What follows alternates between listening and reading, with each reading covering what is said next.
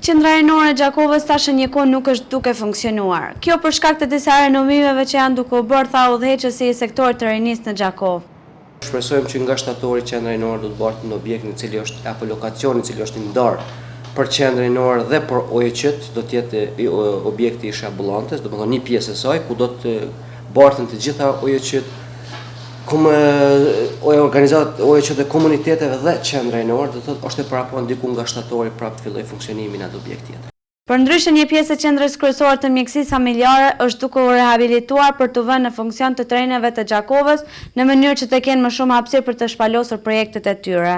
Me mundësitë që i kemi pas, dje çfarë mundësi financiare do, prapë kemi mundu që deri diku të plotësojmë spaku ato kërkesat minimale që i ka qendra rinore për një funksionim të tillë. Kur them kusht minimale, këtu në kuptoj do të thotë infrastrukturën, komunalit, ujë, rrymë, të gjitha këto nxemin përdime, domethënë që i kanë pas të hequr si obligime që nuk e kanë pas barë që me i bartë si qendra rinore. Plus aty këtu edhe ko pas kohë me ndonjë aktivitet ku kemi ndihmuar, kemi participuar dhe si komunë. Ndër të tjera, Fazlia shtoi se pas rregullimeve që po bëhen, kushtet do të jenë edhe më të mira për të gjithë të rinjt në Gjakovë.